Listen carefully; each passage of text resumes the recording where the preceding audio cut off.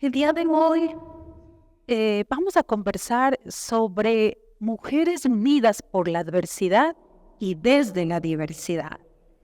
Y este tema nos va a permitir también rebuscar entre esos aspectos tan propios de la organización de las mujeres como son la resiliencia, el liderazgo y la transformación. Pero además esta propuesta, esta narrativa que les traigo a ustedes, contrasta dos realidades de dos grupos de mujeres que son totalmente distintas. Dos realidades y dos contextos totalmente diferentes. Voy a empezar presentándoles a las mujeres que he traído el día de hoy para que ustedes conozcan. Las primeras, como pueden ustedes ver, son mujeres de una comunidad indígena que se encuentra a 40 kilómetros de la ciudad de Ambato, es decir, provincia de Tungurahua, aquí en el Ecuador, y que han configurado una cooperativa de ahorro y créditos. Y las segundas son mujeres de aquí de Quito, urbanas, profesionales, y que han configurado una asociación de mujeres de servicios de capacitación en el marco, de la economía popular y solidaria. Es decir, las dos experiencias son de este sector de la economía. Les voy a comentar entonces más detalladamente, ¿sí?, de quién estamos hablando el día de hoy. Esta comunidad de mujeres que se encuentra en casi 3.200 metros de altura en un pueblo llamado Yatzapuzán, son mujeres que durante su vida crecieron entre la pobreza, yendo casi a la pobreza extrema, la desnutrición infantil, y en los últimos años, iniciado el presente milenio, de un fuerte, se podría decir, o de una profundización muy fuerte de los índices de alcoholismo de los hombres, o sea, de los maridos de estas mujeres, ¿no es cierto?, en el sector. Y esto, que es lo que obviamente trajo de por sí, es decir, primero, un disparo de los índices de la violencia intrafamiliar, y segundo, la quiebra de las economías familiares que de por sí ya eran débiles. Entonces, consecuentemente, ustedes verán, este era el escenario que vivían estas mujeres. Las mujeres de Quito, en cambio, están en otro contexto. Son mujeres profesionales, formadas, que alcanzan entre el tercer y cuarto nivel de formación, pertenecen a una clase media y que en esa medida son mujeres que pudieron desde ciertos privilegios pues construir sus proyectos de vida. Ese es el contexto de estos dos grupos de mujeres. Pero lo que vamos a ver acá y lo que vamos a descubrir es qué atraviesa, qué genera esa transversalidad entre estas mujeres. Son mujeres, como acaban de ustedes ver, que tienen una distinta pertenencia territorial, pertenencia social, o sea, un diferente nivel de formación. Sí, esos aspectos de diferencia son bastante decisivos, pero son mujeres que, llevadas a situaciones extremas, tomaron decisiones similares.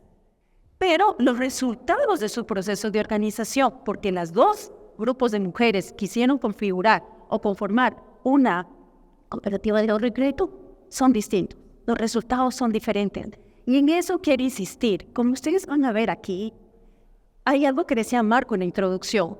El paralelismo nos trae a la mente el que comprendamos el tejido temporal, ¿no? Que es qué pasa o es el pasado y es el futuro. En medio está el presente donde construimos y modelamos ese futuro. Pues yo quiero con este relato también que vayamos viendo cómo el contexto de ese pasado sociohistórico de estos dos grupos de mujeres va construyendo, va siendo, tal vez no determinante, porque tampoco creo que podamos ser tan esencialistas, pero sí gravitante y una variable de peso importante para las decisiones que toman. Más que nada para cómo toman las decisiones, ¿sí? Cómo revisan las opciones que tienen y finalmente también cómo miden sus oportunidades. Entonces, es vital, es importante este elemento de del tiempo, ¿no? Pero sobre todo de la construcción histórica anterior, que además, recordemos, es individual y es colectiva. Es decir, es intrínseca y a la vez compartida socialmente. Y mucho de esto tiene que ver, además, que es lo que les transversaliza a estas mujeres en el tiempo, que les digo, es la perduración de los patrones estructurales que determinan los roles de las mujeres, tanto en una sociedad rural como en una sociedad urbana. Entonces, todos estos aspectos vamos a ir considerando en la experiencia que les voy a narrar. ¿Por qué se organizan las mujeres? Ya les decía, ¿no? En el caso de la comunidad indígena de Tungurahua, violencia intrafamiliar, quiebra económica, pobreza. Y en el caso de las mujeres de Quito, ¿qué es lo que sucedió? Bueno, pues las mujeres de Quito se asocian porque muchas de ellas habían hecho una pausa porque decidieron ser madres para maternar. Y muchas de ellas tomaron esa opción. ¿Por qué? Porque tal vez desde la posición que tenían podían estar los 3 años que se recomienda una madre debe estar con sus hijos, los 3 primeros años, para desarrollar su autonomía, ¿no es cierto? Y para garantizar un crecimiento de un ciudadano, de una ciudadana, que pueda hacer una contribución para un país. Pero por otro lado, también podemos creer que es porque las mujeres optaron por seguir un patrón tradicional en la medida de que ese cuidado solo es de las mujeres. ¿Pero qué es lo que les pasó? Cuando quieren regresar al campo laboral y desarrollar sus profesiones, pues nada, penalidad por maternidad. Mujeres que han tenido hijos tienen menos opciones de retorno al mercado laboral porque tienen hijos. Lo sienten, ¿no? O sea, la situación ya no era la de antes y que había cambiado ser madres. Nunca se lo habían imaginado. Entonces, esa es la situación y eso es lo que les impulsa a reunirse a este grupo de mujeres aquí en Quito, que es la zona urbana. ¿Cuáles son los desafíos y cuáles son los obstáculos que van presentándose? Bueno, en el caso de la comunidad de Tungurahua, lo que va sucediendo merece a la perpetuación de los patrones estructurales en donde además se incrementa la violencia contra la mujer. Mujeres organizadas. ¿Cuántas mujeres organizadas? Por lo menos 40. Deciden reunirse y decir, la situación de esta comunidad no puede seguir así. Vamos a hacer algo y vamos a pensar soluciones. Las mujeres. ¿Qué es lo que sucede? El momento en que comienzan a organizarse y a tener reuniones que inicialmente son pequeñas, que inicialmente no llevan mucho tiempo y que después tienden a prolongarse por varias horas, son prohibidas por muchos de sus maridos a tener ese espacio de socialización. Entonces, ¿qué es lo que va dándose? ¿Qué experiencias van dándose en torno de esto? Pues simple y llanamente que mujeres que estaban en medio de una reunión eran agredidas por sus maridos y a rastras sacadas de las reuniones para que regresen a la casa. Familias ampliadas que cuestionaban a estas mujeres por el proceso de organización, haciéndoles ver que el papel de una mujer es estar en la casa y atender al marido. Entonces, en esa medida, esta comunidad va viendo cómo esas mujeres que se estaban organizando van siendo, ¿no es cierto?, cuestionadas, no solo por sus maridos, sino que a través de la familia ampliada, por la comunidad. Sin embargo, ellas persisten, y entonces, en el marco de una estrategia andina muy propia, que es el reconocimiento a las mujeres mayores, Mama Miche pasa a defender a las mujeres contra sus maridos para que no sean agredidas y puedan permanecer en ese espacio. Mujeres que deciden además, entre todas las que estaban ahí, educarse. Esa decisión de educación también les lleva para que sus trabajos, para que sus tareas escolares y para que en sí su asistencia a la escuela y al colegio sea también deliberadamente obstaculizada por sus maridos. Sin embargo, sí persisten y se educan. ¿Por qué? Porque la proyección era esa. No pueden formar una cooperativa sin ningún conocimiento. Eso es lo que ellas ya percibían. Entonces, toda esta situación es la que viven ellas y los obstáculos que van librando, que van teniendo. Con respecto a las mujeres organizadas en Quito, más bien la crisis es interna. ¿Qué sucede ahí? Por la diversidad de las mujeres que constituyen este grupo, algunas mujeres que se fueron incorporando cuestionan el modelo de la economía popular y solidaria, quieren instalar una visión más de tipo empresarial, centrada con todo el derecho en la posibilidad de las ganancias, pero sobre todo de la proyección personal y profesional. Este grupo de mujeres no era madre, entonces también comienza a reproducir esta visión de que la maternidad se constituye en un problema. Se constituye en un problema en las reuniones de las propias compañeras, en donde son criticadas las compañeras que iban con los guaguas. Y se constituye en un problema en el caso de presentarse socialmente, ¿no es cierto?, como una organización de mujeres, en donde no debía haber la presencia de niños, de niñas, en donde no debía siquiera respirarse la maternidad. Entonces, en esa medida hay una escisión y se genera una crisis interna. Por otro lado, también hay una visión de parte de los maridos, quienes consideran que estas reuniones tranquilizan a las mujeres, les permiten ese espacio, ¿no es cierto?, para romper el anonimato de su casa. Y que, bueno, si bien no van a llegar a reconstruir su espacio público, por lo menos van a estar más tranquilas entre amigas, que están tomando el café, que están intercambiando opiniones, en fin. Entonces, miren todo lo que se genera en torno, ¿no es cierto?, de lo que constituye esta participación, esta estructuración de las mujeres. Entre las decisiones y la resistencia, este es un punto que lo he puesto así, es porque, miren, la decisión de las mujeres de Tungurahua fue formar una cooperativa de ahorro y crédito. Y la decisión de las mujeres de Quito fue configurar una cooperativa de ahorro y crédito. Las primeras pudieron hacerlo, las segundas no. ¿Por qué? Porque la legislación ya no les ayudó. No podían, en los años que ellas quisieron hacerlo, conformar más, porque hay una prohibición de cooperativas de ahorro y crédito. ¿Cuál fue su opción? Formar una asociación de mujeres en el marco de la EPS. Pero las mujeres indígenas que constituyeron la cooperativa de ahorro y crédito avanzaron, la constituyen, consiguen un terreno, construyen ellas con sus propias manos el edificio y el primer piso que se edifica como el gran triunfo de ellas, simbólico y material en esa comunidad, pese a las burlas, ¿no es cierto?, de la comunidad, principalmente de hombres, en donde lo que se decía es que era imposible que ellas vayan a construir el edificio porque para eso se necesita mucha fuerza física. Pero lo hicieron. Después de eso, ¿qué hacen? Pues nombran una gerente entre ellas.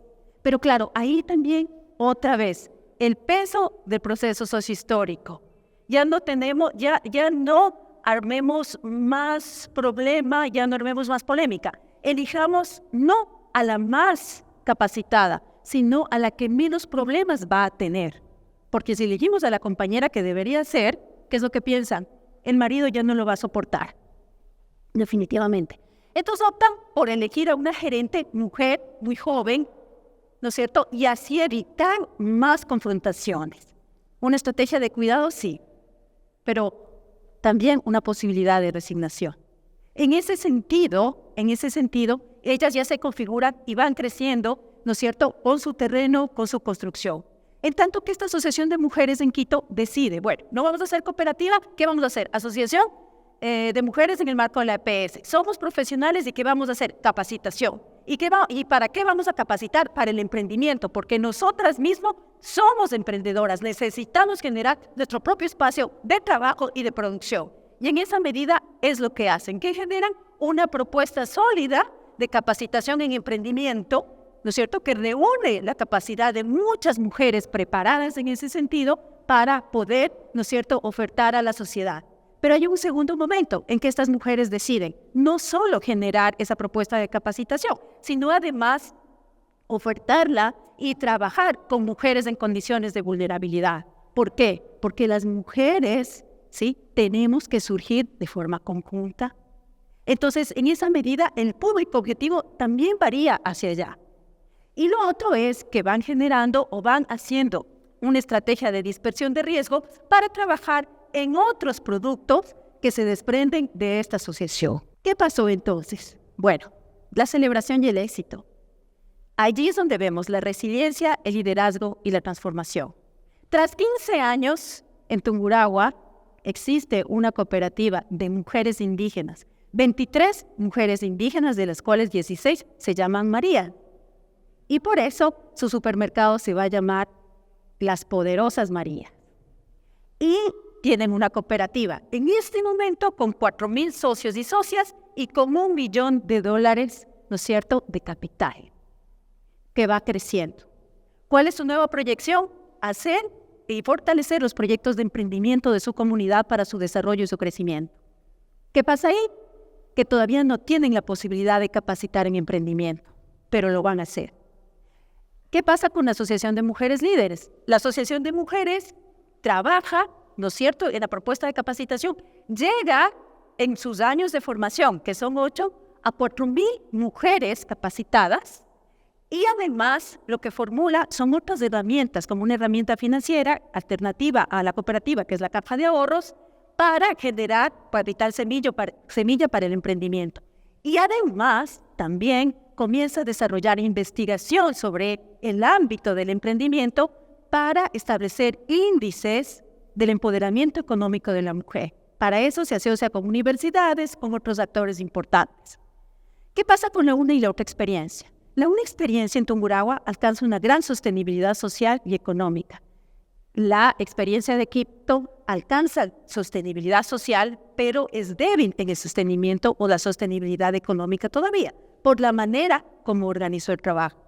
Entonces ustedes ven, el peso del contexto hizo que ellas tomen decisiones similares, pero no, los resultados fueron distintos por precisamente el contexto. Pero no solo por eso, lo que pesa el pasado, ¿no es cierto? Las mujeres entonces en estas experiencias demuestran que es importante generar la ruptura para la transformación con muchas mochilas pesadas del pasado. Y eso es uno de los aspectos que más trabajamos las mujeres en este tiempo. Y finalmente también hay algo ahí, en esa acción que ellas hicieron y que a nosotras nos parece que es lo vital. Ese motor invisible que potenció tanto la acción de unas mujeres como de las otras. Eso fue el amor y eso fue maternar con amor. Porque la transformación tiene raíces en esas posibilidades emocionales y afectivas. El amor propio, el amor a la familia y a la comunidad, ¿no es cierto?, nos posibilitan generar este tipo de transformaciones. Ese es el motor invisible de estas madres que maternaron y que lograron parir estas organizaciones. Bueno, eso es lo que yo les quería contar. Muchísimas gracias.